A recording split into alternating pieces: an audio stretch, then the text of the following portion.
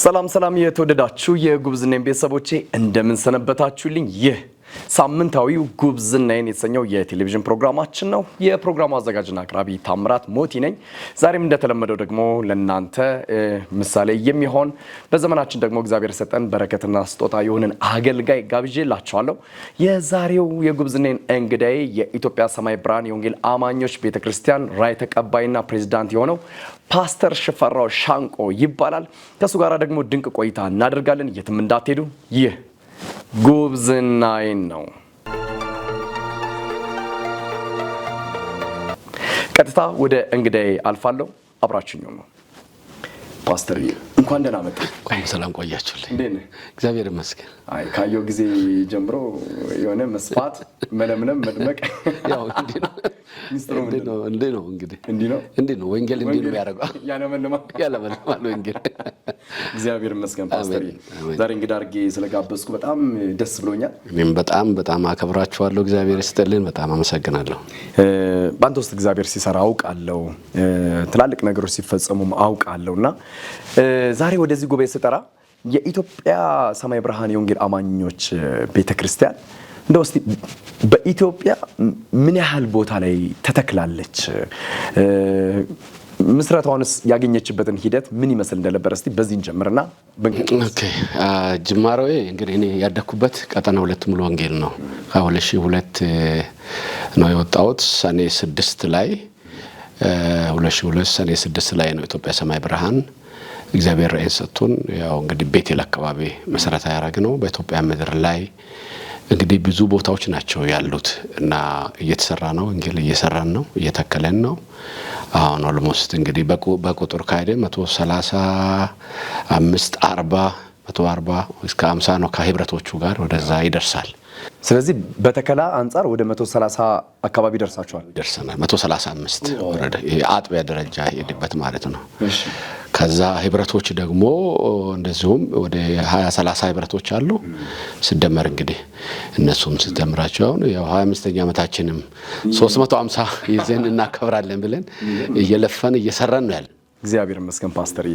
ያው እንደ መጽሐፍ ቅዱሳዊ እውነት እንደምናውቀውም ደግሞ ቤተክርስቲያን ተከላን ስናስብ የሐዋርያነትን አገልግሎት ነው ምን አነሳው አይደለ? እንግዲህ የሐዋርያነት አገልግሎት አንዱ መትከል ነው። ቤተክርስቲያን በተለያየ ስፍራ ላይ ይሄዱ መትከል፣ ከዛም በኋላ ደግሞ ለዛም የሆኑ አገልጋዮችን እያዘጋጁ ማለፍ ነው፣ የሚሄድ ስራ ነው። 130 ምናምን ቤተክርስቲያን ደርሳል እንግዲህ ተተክለዋል። ግን ፓስተር ነው ያስኬዳል እንዴ? ተካይ ሐዋርያ ነው፣ አንተ ግን ፓስተር ነህ። እንዴት ነው ነገሩ? እኔ ምንድነው ብዙ ሰዎች ይሄ ሁሉ አጥቢያ ተክለ ሐዋርያ መሆን አለብህ አንተ ሐዋርያ ነው እያሉ ያው መልእክትም ያመጣሉ። እኔ አንድ ነገር የሚያምነው ነገር አለ። እኔ በስራ አምናለሁ፣ ስራዬ እንዲገልጥ አምናለሁ። ሁለተኛው እግዚአብሔር ለእኔ መናገር አለበት ብዬ የሚያምን ሰው ነኝ። ሰንበዲ ተነስቶ አንተ ሐዋርያ ነህ ስላለኝ አላደርገውም እኔ። ምክንያቱም ስሙ ራሱ የሚያስከፍለው ዋጋ ስላለ ፓስተርነትን ይዤ ስራዎችን እየሰራው ነኝ። እንግዲህ እግዚአብሔር ከተናገረኝ ወደፊት ጌታ ካልመጣ እኛ ከኖርን ከቀጠለን ያው ሐዋርያ እንሆናለን እያስባለሁ።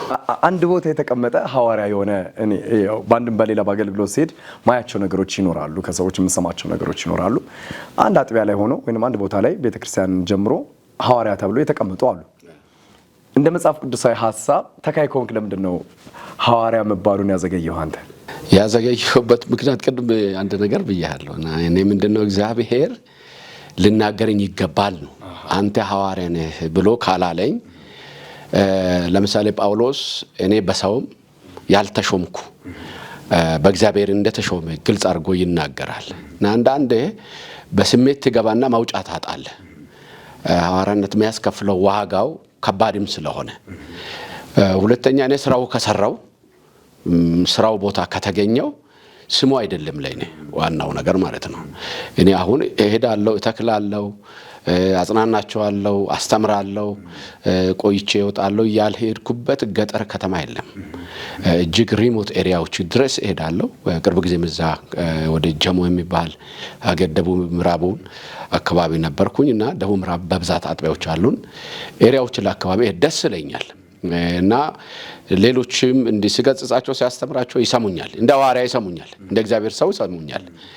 ግን እሱን ስም ለምን ወደ ራስ ያላመጣህም የሚለው ነገር ላይ እንግዲህ እኔ ያልደረስኩት ይሆናል እግዚአብሔር አልተናገረኝ ይሆናል ያው እንግዲህ እጠብቃለሁ እሱ ስለዚህ ፓስተር ሆኖ እየተከሉ መቀጠል ይቻላል በእኔ እይታ እንደዛ ነው በእኔ እይታ የሚከለከል ነገር የለም ነው ዋናው ስራው ይሰራ እንጂ ወንጌላዊ ሆነ መትከል ትችላለህ ሐዋርያ ሆነ መትከል ትችላለህ ፓስተር ሆነ መትከል ትችላለህ የሚከለክለው ነገር እንትን የለም ግን ምንድነው ሰዎች ለራሳቸው ስም ክብር ብሎ አጥር የሰሩበት አለ ያ አጥር እንግዲህ በእኔ እይታ እኔ ወንጌል ይሰራ እንጂ ተከል እንጂ አይገድበኝም ብዬ የሚያምን ሰው ነኝ እንደው ፓስተርዬ የኢትዮጵያ ሰማይ ብርሃን የወንጌል አማኞች ቤተክርስቲያን ከ130 በላይ አጥቢያዎች ካሉና እንዲሁም ደግሞ ቤተ ህብረቶች አሉ በምን አይነት መንገድ ነው ማኔጅ የምታደርገው እንዴት ነው ሄደስ ጊዜ አብቃክተ የምታያቸው ሁሉም የየራሱ መሪ ይኖራል እሱ የታወቀ ነገር ነው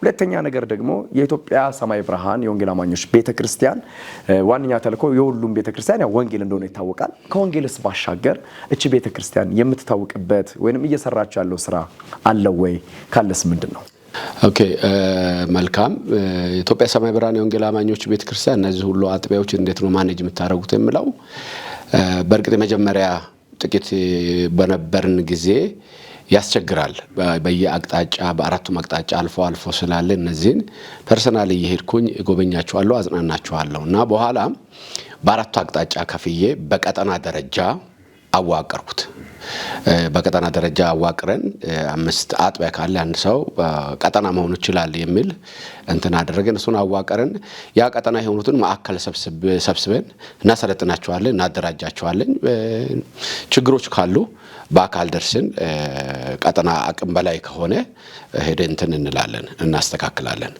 ስለዚህ ለእኔ ምንም መከብድ ነገር የለም ችግርም የጎላ ችግር የደረሰ ነገር የለም አንድ ይሄ ነው ያው ማኔጅ የምናደርገው በቀጠና እንደማንም ቤተ እምነት ያው ስብጥራዊ አመራር ስለሆነ የምንከተለው እንደ ማንኛውም ቤተ እምነት አደረጃጀት አለን የራሳችን የሆነ አደረጃጀት ኢትዮጵያ ሰማይ ብርሃን የወንጌል አማኞች ቤተክርስቲያን ምንድነው ከሌሎች ወይም ያላት ከዚህ ከወንጌል ውጭ ምለው እኛ ትልቁ ወንጌል ነው ወንጌልን ለፍጥረታት ማድረስ ግዚያችን መጠቀም እድሜያችን መጠቀም ክሩሴዶችን ማድረግ ትልልቅ ጀማ ክሩሴዶች 50 ኪሎ ሜትር ሬዲየስ ሰብስበን ስራ እንሰራለን ከአብያተ ክርስቲያናት ጋር ነው የምንሰራው ጤነኛ ከሆኑ አብያተ ክርስቲያናት ጋር አብረን ነው እየሰራን ያለ ነው ሶ ይሄንን አንዱ ለየት ያደርገናል በቤተ እምነት ይዘን አብያተ ክርስቲያናት ጋር ይዘን እንሰራለን ሌላው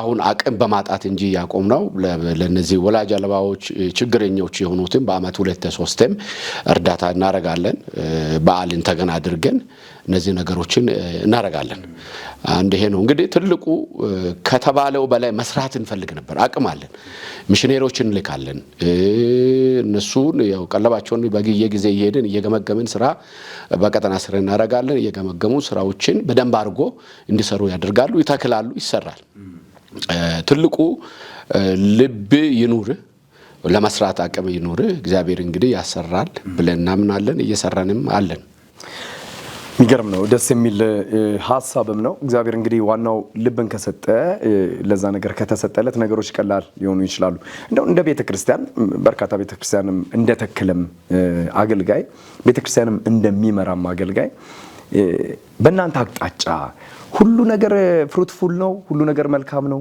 ሁሉ ነገር በሸነና ነው ወይንስ ተግዳሮቶች አሉ ወይ ተግዳሮት ካለስ በምን አይነት መንገድ ያለፋችሁ ነው ለቤተ ክርስቲያናችሁ ተግዳሮት ነው ተብሎ የሚጠራ ነገር ምንድነው ያለው ተግዳሮቶች አሉ እንግዲህ ብርሃን ባለበት ጨለማ አይጠፋም ጨለማው ያው ተግዳሮት ነው ያንዳንዱ ቤተ እምነት እንደሚፈተን እኛም እየተፈተነን አለን ያው ወንጌል እየሰራን የምታሰሩ አሉ ከጨለማ ዓለም ጋር ትብብር ያላቸው ይሄን ወንጌል የማይፈልጉ የሚያስሩ ጊዜ አለ የሚገረፉ ልጆች አሉ ዋጋ ይከፈላል እኛም ሄደን በአካል ሄደን እንትን እንላለን እኔ ራሴም ታስር ያለው የታሰርኩበት ጊዜ ስለዚህ ቤቴልኛ አካባቢ ጉቦ ተከፍሎ እኔን ወስቶኝ ያስሩበት ጊዜ አቃለሁ ታቦት ማደሪያ አካባቢ ፖሊስ ጣቢያ ላይ ወስቶኝ ነው አንድ ወዳጄ ነው መጥቶ እንዴት እዚህ ታስገባላችሁ ብሎ ያስወጣ ያው ተግዳሮት አለ አንድ ወንጌል በመስራት ራሱ ተግዳሮቶች አሉ ምንም ይሄ አልጋ ባልጋ የሚባል እንትን የምንለው አይደለም። ትልቅ ተግዳሮት አለ። ትልቁም ተግዳሮት አንዱ በሰዎች በኩል የሚመጣ ተግዳሮት አለ። ሁለተኛው ፋይናንስ ችግር አለ። ወንጌልን እንዳናስኬድ ከዚህ የበለጠ እንዳንሰራ በፋይናንስ የሚያግዝ በጎናችን የሚሆን አይዞ ምን ልርዳ ምን እናግዛችሁ የሚል የለም። እኛ ስናገኝ ወደዛ ነው የምንቀይረው። ያገኘነው ነገር እግዚአብሔር የሰጠን ነገር ወደ ወንጌል ነው የምንቀይረው። ምንም ከጊዜው ጋር ከዘመኑ ጋር የሚሄድ ነገር አናርገ። እኛ ትልቁ ከጊዜው ከዘመኑ ጋር የሚሄደው ወንጌል ነው የምንሰራው። ይሄ ነው አንዱ ብዙ ሰዎች የሚሉት አንተ ትልቅ ፓስተር ነህ፣ ለረጅም ዓመት አገልግልሃል፣ መኪና የለህም፣ ቤት የለህም፣ ዝም ብለህ አንተ ወንጌል ትላለህ። ጓደኞቼ ራሱ ያሾፉብኛል። እኔ ደግሞ እርካታዬ፣ እረፍቴ፣ ሰላሜ፣ ደስታዬ ወንጌል ሲሰራ ነውና በጣም ከፍተኛ ተግዳሮቶች አሉ። ለምሳሌ እዚህ ሳጃ የሚባል አካባቢ 2012 ላይ ትልቅ ክሩሴድ አድርገን ነበር እና ከእስላም ኤሪያ ነው በጌታ በብዛት ለመጀመሪያም ጊዜ ነው ያ ምድር ላይ ክሩሴድ ሲደረግ። ትልቅ ፋይት ነበር። ትልቅ ፋይት ስታዲየም ለመጀመሪያ ጊዜ ነው የተፈቀደልን። ስንሰራ እስላሞቹ ናቸው ሲያግዙን የነበሩት። የከተማው ከንቲባ ራሱ እኔ ጌታን እቀበላለሁ እናንተ ጌታ ነው ብሎ ከተማ ላይ ያለው ተጽዕኖ ተሰብሮ መንግስት በደስታ ቦታ እንኳን በዛ ቦታ ለዛ አጥቢያ ቦታ እንድትሰጣ አቃሉና ተግዳሮት የሌለበት የለም። ግን ማለፊያ መንገዱ እግዚአብሔር ስለሚያዘጋጅልህ እንጂ አልጋ ባልጋ የሚባል ነገር የለም። እንደዛ ከሆነ ወንጌል ምኑን ወንጌል ሆነ ሲፈተን በሰዓት ውስጥ ሲያልፍ ነጥሮ ሲወጣ እንደሆነ ይታመናል። አንዱ ራሱ ወንጌል ከመከራ ጋር ነው የሚጣፍጠው፣ ከችግር ጋር ነው የሚጣፍጠው። ወርቅ ስትነሳ ነው ወንጌል ማኑ ህይወት መኖሩ የምታውቀው። ምን ታወራለት ነገር ሊኖር ይገባል እና ዝም ብለህ ከመሬት ተነስተ አልጋ ባልጋ ነው ብለህ ሰብስበህ አስጮኸ ምናምን ሱኛ የለም። ፓስተር ደስ ይላል። እግዚአብሔር የተባረከ ይሁን። በዚህ ቤተክርስቲያን አልፎ እየሰራ ያለውን ስራ እንግዲህ እግዚአብሔር አፕሩቭ ስላደረገው ስለተቀበለው፣ በተለይ ደግሞ ለወንጌል ያላችሁ ልብ እውነትም ስለሆነ ነው። ፓስተር አንዳንድ ሰዎችን ለማውራት ሞክሬ ነበርና ሰርች ላድርግ እስቲ ፓስተር ይምብዬ የሆኑ ሰዎች ጋር ሄጄ ነበርና ፓስተር ሽፍዬ ቀጥታ ነው ይባላል። ቀጥታ ነው በቃ እንደዚህ ነው። እውነትም ከሆነ ፍጥጥ ያለ እውነት ኖ ካለም ፍጥጥ ያለ ኖ ነው እና ኮምፕሮማይዝ አያደርግም። ግራ ቀኝ የሚባል ነገር አያውቅም። ወደፊት ነው ቀጥታ ለምን ነው የሚለው ይላሉና ይሄ የቁጡነት ባህሪ ነው። ከነገሮች አንጻር ፊት ለፊትና ግልጽ ከመሆን አንጻር ነው። የመጣህበት ባክግራውንድ አለ እንደዚህ እንድትሆን የሚያደርግህ ወይንስ የተለየ ነገር ካለ እስቲ ሚስጥሩ ይውጣ። እኔ ያደኩበት የነበርኩበት ቸርች ውስጥ በህይወቴ ላይ ተጽዕኖ የፈጠሩ ሰዎች እኔ ከልጅነት ጀምሮ ቀጠና 2 ሙሉ ወንጌል ነው ያደኩት እና ፓስተር መርድ ስር ሆኜ ነው እና ፓስተር በቀለ ወልደ ኪዳን እና ፓስተር ፍቃዱ ኦፍጋ ትልልቅ አባቶች ወደ 70 አገልጋይ የነበርንበት ህይወቱ ነው። በተፈጥሮ ዝግዛግ ማሄድ አልችልም። እኔ ይሄ የኔ ኔቸር ነው። ፊት ለፊት ነው የሚያወራውን፣ ፊት ለፊት ነው። ከጀርባ ነገር ምንም እኔ ጋር አታገኝም። ግልጽነት ታበዛለ ይሉኛል። ወንጌል ግልጽ ነው፣ የተሰወረ ነገር የለም። ወንጌልን ከያዝክ ግልጽ ነው መሄድ ያለብህ። እውነት ነው ያወራህ መሄድ ያለብህ። እኔ ፊት ለፊት ነኝ። ከዛ ውስጥ ምንም እኔ እንትን የምለው ነገር የለ። እንግዲህ ተጽዕኖ በህይወቴ ላይ ብዙ ጊዜ አያለውና ሰዎችም ምንድነው ፓስተር ቀጥታ እኮ ነው የምትለው ትንሽ ቀባ ለምን አታረግም ሲባል አልችልም። እኔ ውሸት ነው የሚመስለኝ። አልችልም። እኔ አሁን ያለሁበት ህይወት ሚኖረውም ግልጽ ስለሆንኩ ነው። ማለት ይሄ ሽፍፍን ነገር የለም። ይሄ ጨምሮ ቀብቶ ቀባብቶ የሆነ ነገር የለም። ከተፈወሰ ይልሃለሁ፣ ካልተፈወሰ አልተፈወሰም ነው የሚልህ። አጋንንት ከወጣ ነው የሚልህ፣ ካልወጣም አልወጣም ነው የሚልህ እንጂ ምንም የጨምረው ነገር የለም። ምክንያቱም ወንጌል ግልጽ ስለሆነ ብርሃን ስለሆነ። ምክንያቱም ስውር ነገር ጥላችሁ ብሎ ካለ እኛ ለምንድን ነው ስውር ነገር ይዘን አክት የምናደርገው? ከኔ ጋር አይሄድም። ተገለጠ ነው። በጣም የኢትዮጵያ ቤተክርስቲያን ፓስተሮችን በጣም ኢንከሬጅ አደርጋለሁ፣ ብዙ ጊዜ አበረታታለሁና ከማበረታታበት መንገዶች አንዱ መጽሐፍ እንዲጽፉ ነው እና ብዙ መጋቢያ ውስጥ የእግዚአብሔር ሐሳብ ተቀርቶ የማያልቅ የእግዚአብሔር ጸጋ ሲገለጥ አይቻለሁና ብዙ መጋቢያን ስለሚያስተምሩ እግዚአብሔርን ቃል እንግዲህ በደንብ አድርገው ፈትፍተው ለምዕመኖቻቸው ስለሚያደርሱ ለትውልድ ደግሞ የሚተርፍ ነገር እንዲያስቀምጡ በመጽሐፍ መንገድ ይህን ነገር እናገራለሁና ፓስተር ይሄን መጽሐፍ ስለጻፍ በጣም ደስ ብሎኛል እውነት ለመናገርና የመንፈስ ቅዱስ ተልእኮና ስራው የተሰኘ የመጀመሪያ መጽሐፍን ሰርታል። የመንፈስ ቅዱስ ተልእኮና ስራው ምንድነው? ይሄ መጽሐፍ እንድትጽፍ ያነሳሳህ ነገር ምንድነው? ሌሎች ፓስተሮች ስለጻፉ ነው? ጸሐፊዎች ስላሉ ነው? ወይንስ መልእክት ነው? ወይንስ ደግሞ እንድትጽፍ ያደረገ ራሱን የቻለ የሆነ ምንጭና የሆነ መንገድ አለ ወይ የሚለውን ነገር እንድታነሳልኝ ስለፈለኩ ነው። ርዕሱን ወድጄዋለሁ። አሁን ካለችው ቤተክርስቲያን ሐሳብ አንጻር ትልቅ መልእክት ሊሆን ይችላል ብዬ ስለማስብ ማለት ነው። ከምን አንጻር የተጻፈ መጽሐፍ ነው? እኔ አንደኛው የኃይል አገልግሎት ነው በብዛት የሚያገለግለው። መናፍስ መለየት ላይ ኃይል ላይ አስተምራለሁ፣ እሰብካለሁ፣ እጸልያለሁ። በተለይ በመንፈስ ቅዱስ ላይ 100% እደገፋለሁ። የኔ እስትንፋሴ መኖሬም መንፈስ ቅዱስ ነው። ያደኩበትም ቸርች ውስጥ የነበርኩበት የኃይል አገልግሎት ውስጥ ነው የምታውቀውና ይሄንን ሁሉ ጊዜ ለመጻፍ እፈልጋለሁ። እግዚአብሔር በአገልግሎት ዘመኔ በ30 ዓመት ነው አገልግሎት እንግዲህ ከጀመርኩ።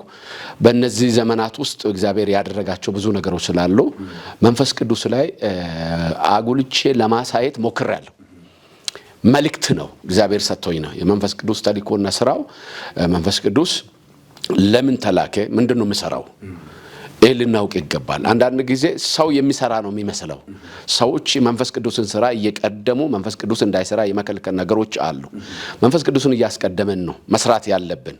እሱ ነው ሊመራን የሚገባ፣ እሱ ነው ሊያስወጣን ሊያስገባን የሚገባ። ለቤተ ክርስቲያን ሞገሷም ኃይሏም መንፈስ ቅዱስ ነው መሆን ያለበት። በዚህ በተለይ መጨረሻ ዘመን ላይ ይሄን ለማሳየት ትንሽ በጥቂት ሞክሬያለሁ።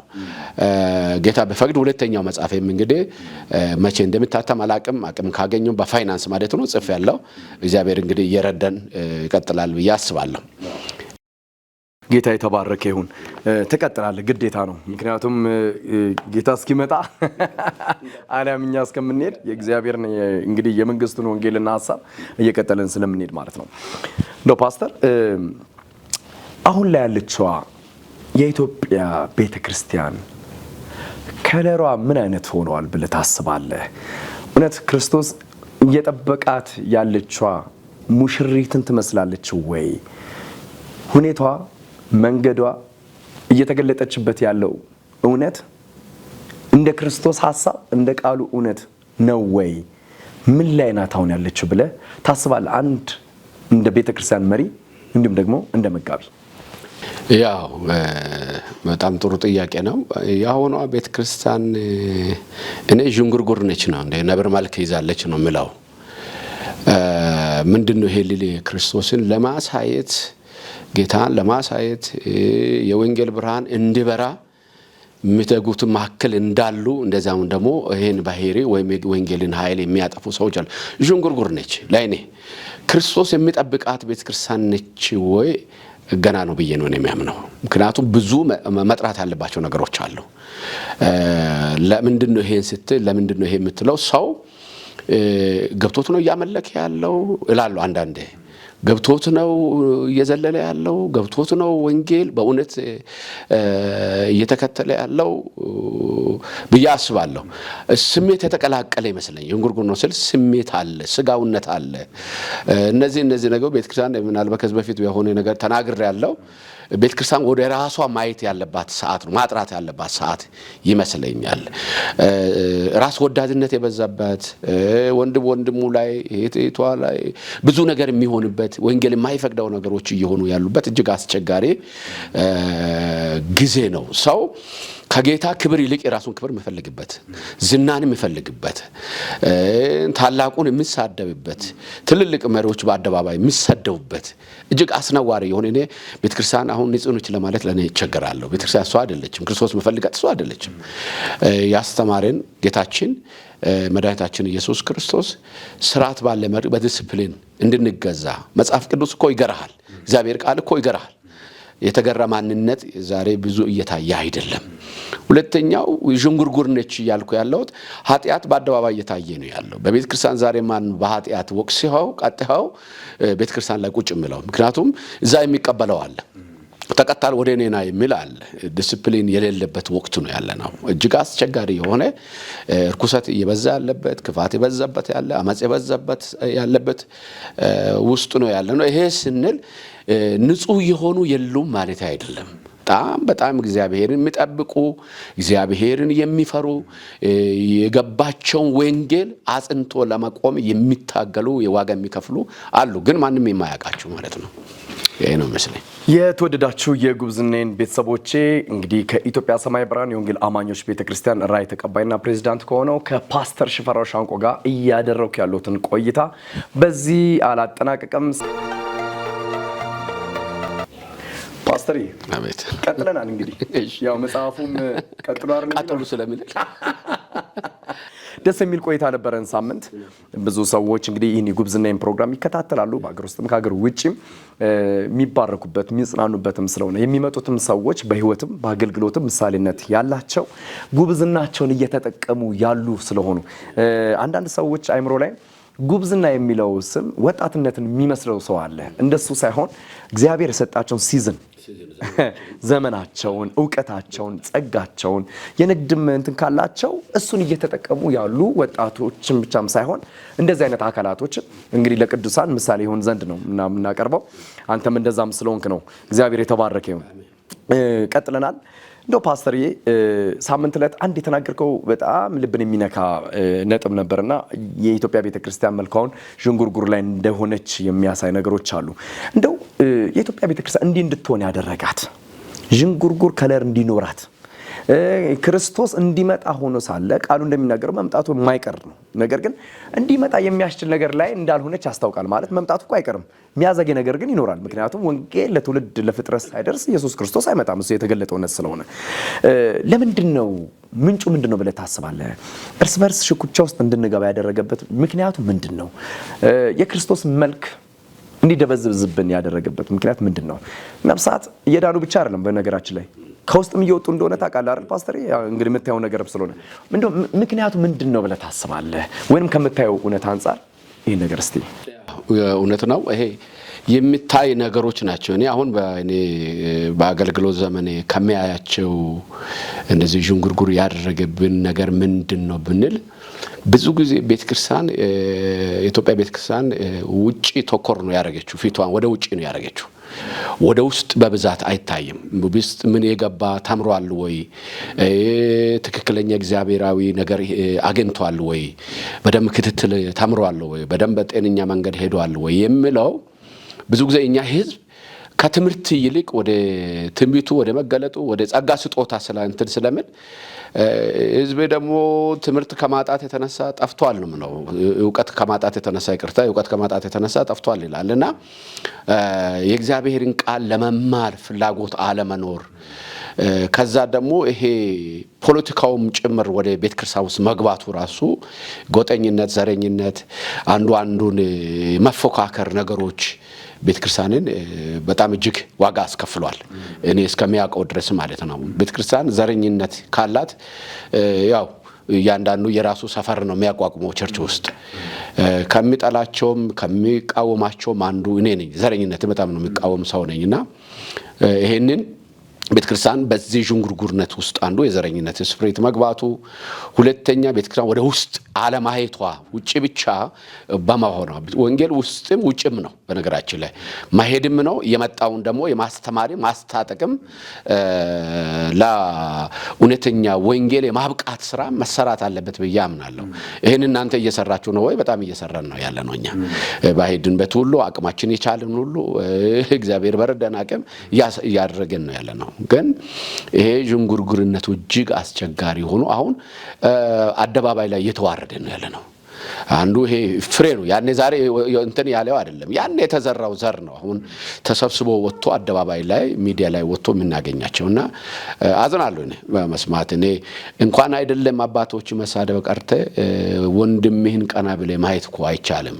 ወንጌል እውነተኛ ወንጌል ከሆነ ማለት ነው እርስ በራሳችሁ ትዋደዱ ዘንድ ነው። አሁን እኛ ምንድነው ያለ ዕውቀት ገንዘብ መጥቶልናል፣ ያለ ዕውቀት የሆነ ነገር ዝና አግኝተናል፣ ያለ ዕውቀት ብዙ ነገር ሆኗል። ተከታዩ ለማን ያንን ተከተልኩ ሳይሆን ክርስቶስን ተከተልኩ ሳይሆን ሰው ነው የተከተለው። ለዚህ ነው ወጪ እየበዛ ያለው። ምክንያቱም ሰውየው የሆነ ነገር ሳይሆን ወጪ ይበዛል፣ ይወጣል። ሰው ነው የተከተለው። ክርስቶስን ከተከተለ ሰው አይንቀሳቀስም። ምክንያቱም ቤቱ የእግዚአብሔር ቤት ነው፣ መንፈስ ቅዱስ ያለበት ቤት ነው። ስለዚህ ይሄ ቤተክርስቲያንን ዛሬ እየጎዳ ነው ያለው እና አንዳንድ ቦታዎች አዲስ አበባ ውስጥ ከኛ ቸርች እንግዲህ ጊዜ ሲኖረኝ የሚያገለግላቸው ቦታዎች አሉ። በጣም አፕሪሺየት የሚያደርጋቸው እግዚአብሔር እየረዳቸው ያላቸው ቤተ እምነቶችን አያለሁ ራሴ ማለት ነው። ግን ሽታውንም አያለሁ እዛ ጋር ትንሽ ቆም ብለህ ሲሰማ እኔ እንትን ስለሆንኩ አይደለ እንትን ያደርጉኝ እኔ እንትን ስለሆንኩ አይደለ የሚል እንጂ እንደ ድሮ በጸጋ አይደለም። ሹመት ምኑ የምትለው ለወገን ይጠቅማል የሚል ከንቱ ውዳሴ ቤተክርስቲያን ውስጥ ገብቷል። ህዝቤ እውቀት ከማጣቱ የተነሳ እንግዲህ ጠፍቷል እንደሚል እግዚአብሔር ቃል እውቀት አስፈላጊ ነገር ነው። ስናውቅ ደግሞ ያው ጳውሎስ እንደተናገረው ከእውቀትም ራሱ ያው ከፍለን ነው የምናውቀው የእግዚአብሔርን ዓለም ምንጨርሰው ዓለም ስላልሆነ። ነገር ግን የምንመራውን ህዝብ የምናገለግለውን ህዝብ በእውቀት ሲሆን ጸጋው እንዳለ ሆኖ ደግሞ መልካም ነው ብዬ አምናለሁ በራሴ። በኢትዮጵያ ቤተክርስቲያን ውስጥ ያሉ አገልጋዮች የቃሉን እውነት ታጥቀው ቢያገለግሉ ደስተኛ ነኝ መሆንም ስላለበት። እንግዲህ የኢትዮጵያ ሰማይ ብርሃን የወንጌል አማኞች ቤተክርስቲያን የመጽሐፍ ቅዱስ ኮሌጅ ከፈተች የሚል ነገር ሰማሁ። እውነት ነው? እውነት ነው። ኮንግራ ታዲያ የመጀመሪያው ነኝ እኔ በትኩሱ ምትገባ አንተ ነህ። እና እንደው ፓስተርዬ ማን አላችሁት ስሙን? አሁን እኮ ስም እኮ አስቸጋሪ ሆኗል ታውቃለህ። እኛ ሄቨን ላይት ኢንተርናሽናል ባይብል ኮሌጅ ነው የሚባለው። የሰማይ ብርሃን ዓለም አቀፍ መጽሐፍ ቅዱስ ኮሌጅ ነው የሚባለው። የቤተ ክርስቲያኒቱን ስም ይዟል። የቤተ ክርስቲያኒቱን ስም ነው የያዘው እና በዛው እስከ ዲግሪ ድረስ ነው እንግዲህ እንትን የምንለው።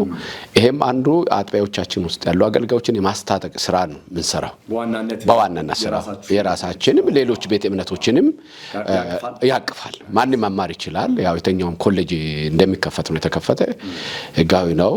እውነተኛ እንግዲህ ስራ እየሰራን ነው ያለ ነው። ይሄም ትልቁ ነገር ለቸርች ይጠቅማል የምንል ሐሳብም ስላለን ነው። ይሄ ራእያችን አንዱ መካል ስለነበረን ነው። ያው እንግዲህ ያው አይታል መተመት እንግዲህ አሁን እናንተ ቤተክርስቲያን ብዙ ጊዜ መጥቼም ስለማገለግል ቤተኛም አገልጋይ ነኝ። ያው የኮሌጁን ሁኔታ ደግሞ አዲስም ስለሆነብኝ ደስ ብሎኛል በጣም። እንደው ሄቨን ላይት ምን አዲስ ነገር ይዞ መጣ የኮሌጅ? እንግዲህ አሁን ሌሎችም ኮሌጆች በርካታ ኮሌጆች እየተከፈቱ አሉ። ትኩረቱ ምን አይነት አቅጣጫዎች ላይ የሚያደርግ ነው? ምን መርሃ ግብሮችን የሚሰጥ ኮሌጅ ነው ፓስተር? መርሃ ግብሮቹ ያው በዲፕሎማ ደረጃ እንሰጣለን፣ እንደዛውም ደግሞ በዲግሪ ደረጃም እንሰጣለን። ማንም ቴዎሎጂ የሚያስተምረውን ነው የምናስተምረው። ትልልቅ አስተማሪዎች ናቸው መጥተው የሚያስተምሩት። ትልቁና ዋናው ነገር ምንድነው? እኛ ያው ፔንቴኮስታላዊ ስለሆነን ይሄ መንፈስ ቅዱስ እንዳይሄድ ምን ማድረግ እንዳለብን እሱ እንዳንፋታ በሱም ጥንቃቄ አድርገን ነው የምንሄደው። ብዙ ጊዜ ቴዎሎጂ ሲባል ሰው ደረቅ ነው እንዲህ ነው ምናምን ይላል። ግን እኛ ጋር ያለው ደረቅ አይደለም። ተነቃቅቴ ነው የምትሰማው ምን የምትለው ማለት ነው። ሃሌሉያ ትንቢትም አለ ሁሉም ነገር አለና የኛ ትምህርት ቤት እንግዲህ ቀስ ብሎ ያው እንግዲህ ያደገ ይሄዳል ብለን የምናስበው ነው። እንግዲህ ጅማሮውን ጀምረናል እንደ እግዚአብሔር ፍቃድ ጀምሯል። ኦሬዲ ማስተማር ተጀምሯል። ኦኬ። ስለዚህ ዲፕሎማም አለ ዲግሪውም አለ። ኦኬ በጣም ደስ ይላል። ከዚህ በፊት ወደ ጉብዝና ፕሮግራም ያመጧቸው ኮሌጅ ያላቸው ወይ ኮሌጅ የሚመሩ የተለያዩ አገልጋዮችና ቤተክርስቲያን መሪዎችን ኢንቫይት አድርጌ ነበር እና እኔ ድንገት ነው እነሱንም ስጠይቅ የነበረውና አንተንም ድንገት ልጠይቅ ነው አንድ ነገር ማብታ ታውቃለህ። እኔ ደግሞ በድንገት ነገር በሰርፕራይዝ እንደምወድ ታስታውቃል። ፊት ራሱ ያስታውቃል። ፓስተር ፊት የሰርፕራይዝ ፊት ነው። እግዚአብሔር ይመስገን። የመማር ፍላጎት ያላቸው እግዚአብሔርን ቃል በሙላት ደግሞ አውቀው ማገልገል የሚፈልጉ በርካታ አገልጋዮች አሉ በኢትዮጵያ ቤተክርስቲያን አዲስ አበባም ክፍለ ሀገር ላይ። ግን የመማር ደግሞ አቅሙም አክሰሱም ያሌላቸው ደግሞ አሉ።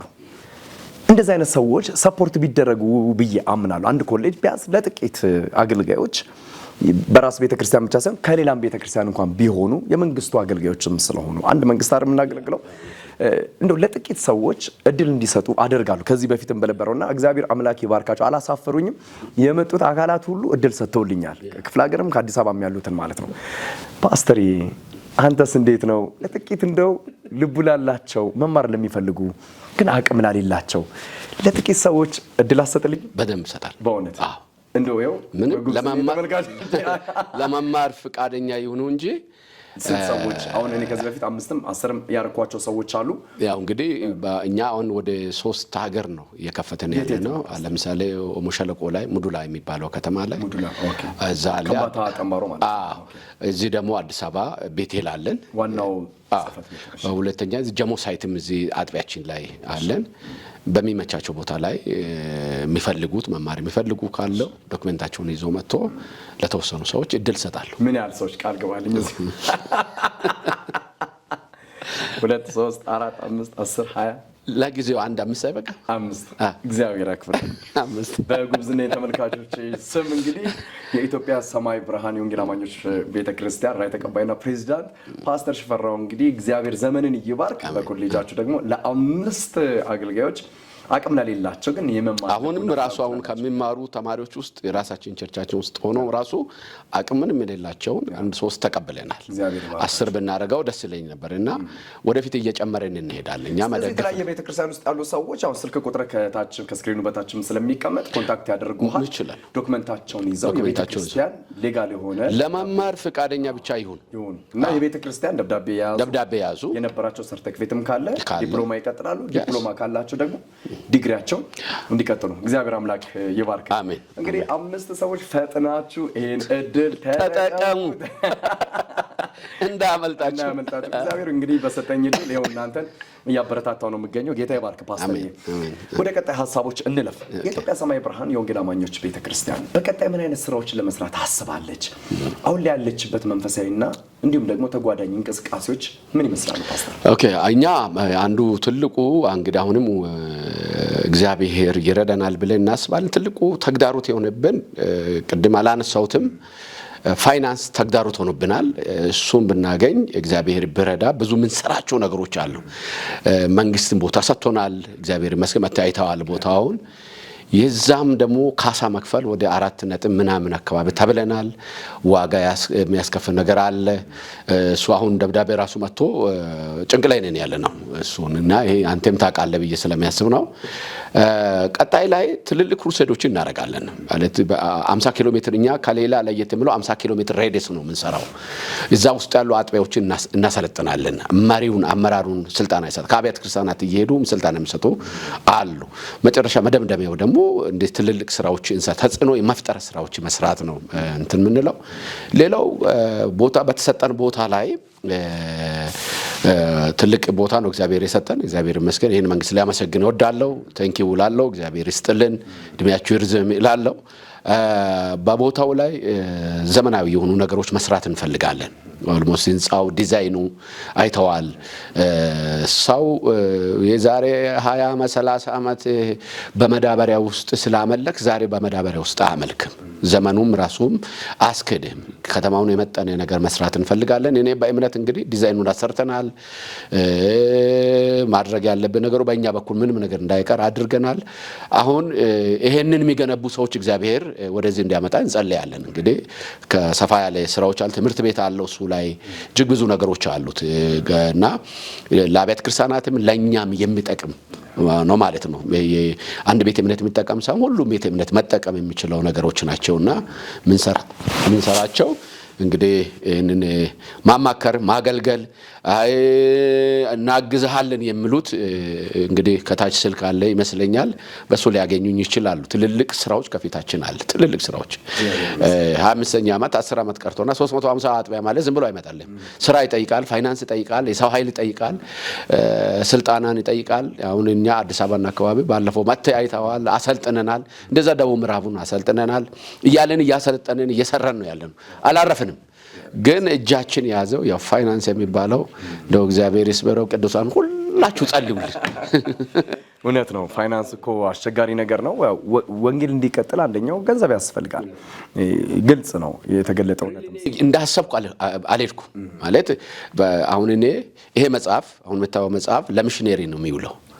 ሚሽነሪ በብዛት የደገፈ ይሄ መጽሐፍ በጣም እየተሸጠ ለወንጌል እንትን ነው የሚውለው ለቤተ ክርስቲያን ነው የተሰጠው የሚገርም ሚሽነሪዎች አንዳንድ ቦታ ይራባሉ ይጠማሉ ይጨንቀኛል ማለት እኔ እንደሌላ አገልጋይም እንደ ራስን አገይጬ ምናምን ከተማ የሚዞር ሰው አይደለም ከቢሮ ቤት ነው ከዛ የሆነ አጥቢያ ላይ ነኝ ስራዬን ነው የምሰራው እና ቢሆን እንደው እግዚአብሔር ቢረዳ በብዙ አቅጣጫ ብዙ ለመስራት እንፈልጋለን በራችን ክፍት ነው እንሰራለን ለምትሉት ከኛ ጋር ሰፖርት እናደርጋለን ለምትሉት እግዚአብሔር ባርካችሁ ዌልካም ብለን ነው የምንቀበለው በጽድቅ የመጣ ነገር ከሆነ ነው ዌልካም እንለው በጽድቅ ያልሆነ እኛ ጋር እንዲመጣም የተነካካ ነገር ብዙ ፍቃደኛ ስለማልሆን እንግዲህ በኢትዮጵያ ሰማይ ብርሃን የወንጌል አማኞች ቤተክርስቲያን እንግዲህ ከአዲስ አበባ ውጪ ሐዋሳ ከአንዴም ሁለቴ ኮንፈረንስ ሄጄ አገልግያለሁ በጣም የተገረምኩበት ነገር እዛ ያሉት አመራር ላይ ወይንም ደግሞ ሙሉ ጊዜ ተደርገው የተሾሙት ወጣቶች ናቸውና በጣም በወጣት የምታመን ፓስተር እንደሆንክም ሰምቻለሁ በጣም ደስተኛ ነኝ በዚህ ጸጋቸውን አይተ ለይተ መርምረ ትክክለኛ ትራክ ላይ ከሆኑ ወደዛ አቅጣጫ እንደምታመጣና እንግዲህ በሐዋሳም ሰፊ ስራ እየተሰራ ነው አቃለው ዛም ያለው ነገር ክሪቲካል ነገር ውስጥ እንዳሉ አቃለው ወንጌል እንዲቀጥል እንግዲህ በዚህ አጋጣሚ በአገር ውስጥም ከሀገር ውጭም የምትገኙ የጉብዝና ቤተሰቦቼ ከዚህ ቤተክርስቲያን ጎን በመቆም የጀመረችን ወንጌል ታስፈጽሙ ዘንድ ታስጨርሱ ዘንድ በጌታ ፍቅር እኔም ጥሬን አቀርባለሁ እንግዲህ ወንጌል የሁላችንም ነው አንዱ ሰው ጋር ጸጋ አለ አንዱ ሰው ጋር ገንዘብ አለ የሁለቱ ውህደት ደግሞ እንግዲህ ወንጌልን ያራምዳል ብዬ ስለማመን ወደ መጨረሻ እየመጣን ነው ፓስተር ይሄ እንግዲህ የኢትዮጵያ ቤተክርስቲያን ምን አይነት መልክ እንዲኖራት መልእክት አለ ለኢትዮጵያ ቤተክርስቲያን አገልጋዮች መሪዎች ውስጥ ያለ ጩኸትና ድምጽ ምንድነው እንግዲህ ጌታ ሊመጣ በደጅ ስለሆነ በርካታ ምልክቶችን እያየንም ስለሆነ ቢቀር የወንጌሉ እውነት ሰዎች ጋር እስከሚደርስ ነው ብዬ ነው ማሰበው እኔና እንደ ቃሉ እውነት ከሆነ ስለዚህ ምን እንዲኮን ነው አንተ አሁን መልእክት ከምታየው አንፃር ይሄን ነገር እኔ ብዙ ጊዜ የምለው ቤተክርስቲያን የክርስቶስ አካል የሆነች ቤተክርስቲያን ንጽሕት የሆነች ቤተክርስቲያን ራሷን እንድታይ ነው ትልቁ ነገር ወደ ውስጥ ገባ ብለ ምንድነው እኛ ቤት ያለው ምን እየሆነን ነው ክርስቶስ ይከብራል አይከብርም ክርስቶስ እንዲመጣ ያደርጋል አያደርግም ትኩረታችን ክርስቶስ ምጽአቱ ላይ ብናረግ ከተለያየ ፍኩክር ወጥተን ከተለያየ መጎሻሸም ወጥተን ማለት ነው ምክንያቱም ብዙዎች ከዚህ ከዓለም ውስጥ ያሉ ሰዎች ወደዚህ ለመንጣት እየፈለጉ ግን የት ነው የሚያርፉት እኔ ጭንቀቴ ነው ለኔ እኔና አንተ እየተጣላን እኔና አንተ እየተሰዳደብን እኔና አንተ እየተናነቀን መከባበር መሃላችን ጠፍቶ እነዛ ሲመጡ ምንድነው የሚማሩት የባሰ ነገር ነው የሚሆነው ጉዳት ነው የሚመጣውና እባካችሁ እኔ የምለው ወደ ወንጌል ወደ እውነተኛ መጽሐፍ ቅዱስ እንመለስ አርቲፊሻል ነገር ይቁም እስቲ እንከባበር አባትን እናክብረው ተላላቆችን እናክብር ወላጆቻችን እናክብር ወንጌል ቸርች ሲትሄድ ራሱ መዘመር ብቻ አይደለም ወንድምህን ልታከብር መሄድ አለብህ እግዚአብሔር እዛ ውስጥ ስላለ እህትን ልታከብር እንትላል አባቶቻችን ዋጋ ከፍሎ ደምቶ እኔም ያቃቸው አባቶች አሉ በእኔ እድሜ ራሱ የሞት ዋጋ ይከፈሉ እነዚህ ሁሉ ደም ተጨምሮ ነው እኔና እናንተን የወለደው እነሱ ነገር ባናቃል ደስ ይለኛል እኔ ባናቃል ስለዚህ ቤተክርስቲያን ወደ ውስጧ ራሷን ታንጻ ትታጠብ ይሄ ብዬላል ሁለተኛ ከዘረኝነት እንውጣ ከክፋት ከአመጽ እንውጣ ከፖለቲካ ሽኩቻ እንውጣ እዛኛው ዓለም ላይ የሚሆነው እኛ ጋር የሚሆን ከሆነ የትኛው ብርሃን ሆነናል እኛ የዓለም ብርሃንን የምድርጫውንን የምድርጫው መሆናችን ደግሞ የምታውቀው እርስ በራሳችን ስንጣውነ ብዙ ጊዜ ሲያስተምር ምለው ይሄ ነው እኔ ሰው በክርስቶስ ነው ያውቀው እዚህ ስትመጡ ከየትም ነው አገባኝም እኔ በክርስቶስ ነህ ወይስ አይደለህም ነው እኔ ጥያቄ ተስተካክላል አልተስተካከልክም ነው እንጂ ቅድም አንድ ጥያቄ አንስታል ወጣቶችንም ተተኪዎችን ማፍራትም ላይ በጣም እንሰራለን በጣም ነው የምናፈራው እኛ ቸርች ብትሄድ የትም ቦታ ወጣት ነው ቀጠና አስተባባሪ ወጣት ነው ደውሎ ይጠይቀኛል እንዴት ቢያረግ ጥሩ ነው እኔ እየነገርኳቸው እየመከርኳቸው ከስር ጥሩ ጀንት የሆኑ ወጣት ትውልድ እግዚአብሔር ሰጥቶን እየሰራን ነው ያለነው ቤታችን ለወጣቶች ክፍት ነው ቤታችን አዛውንቶችም ክፍት ነው ሁሉም በራሱ አቅም ማገልገል አለበት ብዬ የሚያምን ሰው ነኝ ማለት የሆነ አፍና አድርገህ ራስህን ብቻ እንትን የምትለው አይደለም እኛ ቸርች እንግዲህ መታየታል ተራይ ሲደርስ ቆሜ ነው የሚያገለግለው የሚያስተምር ከሆነ ወለ ሳምንት አንድ ሳምንት ከሌላ ሁሉ ጸጋው ማውጣት ማገልገል አለበት ትውልድ ማምጣታል ይፈራው ይኖራል ላይኖርም ይችላል ግን ተተኪ ትውልድ ማፍራትና ማስቀመጥ የኔና ያንተ ድርሻ ነው ብዬ የሚያምን ሰው ነኝ ቤተክርስቲያን ራሷን ትታጠብ እግዚአብሔር በረዳት መጣል ወደ መጽሐፍ ቅዱስ ወደ እውነተኛው ትመለስ። ቅድም ብያለሁ ደጋግሜ ብዙ የምሰማቸው ነገሮች ስላሉ እንከባበር። እግዚአብሔር እንድንከባበር ይፈልጋል። እርስ በራሳችሁ ትዋደዱ። አንዱ መከባበር አይደል? ያለዛ ግን አይሆንም። አሁን ጌታ ቢመጣ እኔ ስንቱ ሰው እንደሚገባ አላውቅም። አይሆንም። በዝማሬ ብዛት አይሆንም። በስብከትም በትምህርት ኖሬ ማሳየት ነው። እኔ ትልቁ እንኑር። ኢየሱስን ኖሬ እናሳየው። ብርሃን ሆነን እናሳየው።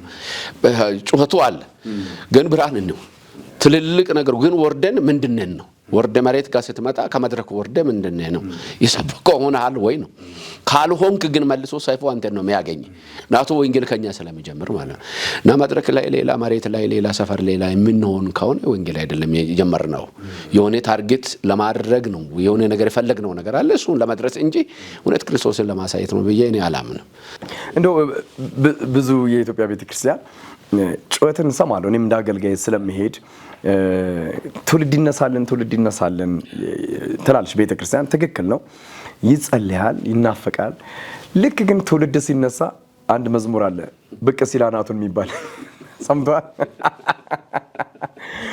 እና ወጣቶች ሲነሱ እግዚአብሔር ጸጋ ሰጥቷቸው ደግሞ ሲነሱ መልሶ እነሱን ደግሞ መቅበር፣ በር መዝጋት፣ እድል አለመስጠት፣ መድረክ አለመስጠት ደግሞ ነገሮች ይታያሉና የእናንተ ቤተክርስቲያን በአንድ የሚሆን በሌላ ምሳሌ ትሆናለች ብዬ ስለማምን ነው። እንደው ፓስተር ይህም ብለን እንጨርሳለን። ፓስተር ሽፈራው ሻንቆ የወንጌል አገልጋይ ባይሆን ኖሮ ምን ይሆን ነበር? እኔ እንጃ ምን እንደሚሆንም አላውቀውም። እኔ አሁን በልጅነቴ ነው 17 ዓመት ልጅ ሆኜ ነው ወደ ወንጌል የመጣሁት። 17 ዓመት እኔ ቀጠና 2 ሙሉ ወንጌል ጊዜን ሰጥቼ 87 ላይ ወንጌል ሰጥቻለሁ። ከዛ ሊሞትም ይችላል፣ ላኖርም ይችላል። እንደ ሰው ነግጄ የራሴ የሆነ ነገር ማድረግ ይችላል። አላቆም ስለማላቆም ነው አልነገረኝም እሱን። እኔ ከዛ አመጣሁ የሚለኝ ነገር ስለ የልጅነቴን ሙሉ ወንጌል ነው ያሳለፍኩት።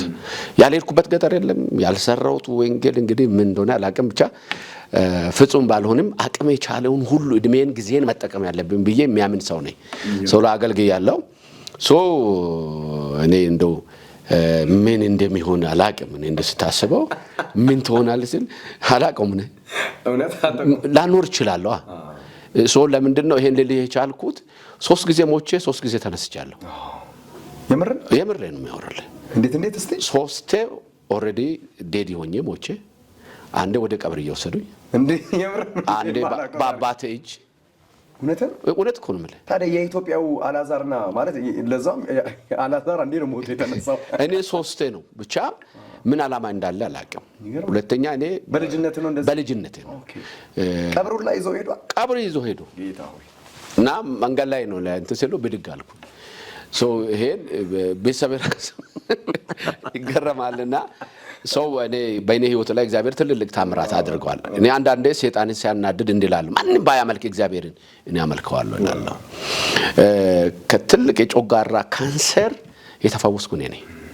ኦሬዲ እግሬ የሚያብጫማ ማላረግ እጅግ ወደ ጀርመን ነው የታዘዝኩት። እንኳን ጀርመን ልትሄድ እዚህ ዳቦ ለመግዣ ሳንቲም የሌለን ሰው ጀርመን ነው የታዘዝኩት። በጣም ታምሜ ያው እግዚአብሔር ይመስገን ቀጠና 2 ሙሉ ወንጌል እግዚአብሔር በባረካቸው አገልጋዮች ስሜን ጠርቶ እንትናለው ያለ እኔ መልክ ነው ለኔ በቃ ህይወቴ ሁሉ ጊዜ ይታደሳል። እግዚአብሔር ይፈውስ። ሌላ ሞና አትችልም። አሁን ምን ትሆናለህ ብትል ምንም ከወንጌል ውጭ ምንም አላውቅም። ያ የዛኛው ዓለም አላሳለፍኩትም፣ አላውቀውም። እንዲያርጌ ብርጭቆ ሰብሬ እንዲያርጌ ደብድቤ ምናምን አላውቀውም። እዚህኛው ላይ ነው የህይወቴ ምንም የተቀረጸው ነው ከልጅነት ጀምሮ። ያው እንግዲህ በጌታ ስራ ነበርኩ ይመስለኛል። እግዚአብሔር ይመስገን። በጣም የሚገርም ነው። በተለይ እቺ 3 ጊዜ ሞቼ 3 ጊዜ ተነስቻለሁ። ወይ መጽሐፍ እንጽፋለን ወይ ዶክመንተሪ ነው ወይ ሰፊ ዘገባ የሆነ ነገር አረጋግጠን ሁለተኛ መጽሐፌ ላይ አለ እንጠብቃለን። በ30 ሰከንድ የምታመሰግናቸው አካላቶች ካሉ 30 ሰከንድ ነው የምሰጠህ። ከዛ እንጨርሳለን። ጌታ ይባርክ። እንግዲህ እኔ በማገልገል ረጅም ዓመት በነበርኩ ሙሉ ወንጌልም ያለው ሲያገለግላችሁ የነበርኩት ወደ ቢያንስ ብዙ ያስጠመቅኳቸው ልጆች አሉ። እንደዚሁም ደግሞ በየሀገሩ በኢትዮጵያም ከኢትዮጵያም ውጪ ያላችሁ የምታውቁኝ የማታውቁኝ ወንድሞቼ እህቶቼ በጣም ተባረኩልኝ። የበለጠ ደግሞ እዚህ ስቱዲዮ ጂኤምኤም ወንድሜ ጓደኛዬ የሚያከብር የሚወድ እግዚአብሔር ዘመኔን ይባርክ ፈልግኸኝ አምጥተህ እንትን ስላልከኝ ነው። ብዙ የሚዲያ ሰው አይደለሁም እኔ ገጠር ነው የሚያገለግለውና ብትጠጋኝ እኔ ገጠር ብዬ ነው የሚሸተውና እግዚአብሔር ይባርካችሁ። ከጎናችን ሁኑ። እግዚአብሔር ዘመናችሁን ይባርክ። እንጸልይላችኋለን። ቴንክ ዩ። የተወደዳችሁ የጉብዝና ቤተሰቦቼ ከኢትዮጵያ ሰማይ ብርሃን የወንጌል አማኞች ቤተክርስቲያን ራዕይ ተቀባይና ፕሬዚዳንት ከሆነው ከፓስተር ሽፈራው ሻንቆ ጋራ በሁለት ክፍል ሳደርግ የነበረውን ቆይታ በዚህ አጠናቅቃለሁ። እንደተባረካችሁ እንደተጽናናችሁ ደግሞ መልእክት እንዳገኛችሁ እናንተም ደግሞ በእንደዚህ አይነት አቅጣጫ ለማገልገል እንደተነሳችሁ በተለይ በተላለፉት መልእክቶች ልባችሁ እንደተነካ እምነቴ ነው። ሳምንት ደግሞ ከሌላ እንግዳ ጋር እንገናኛለን። እግዚአብሔር አምላክ ዘመናችሁን ይባርክ። ታምራት ሞቲ ከእናንተ ጋር ቆይታ አደረኩ። ይህ ጉብዝናዬ ነው።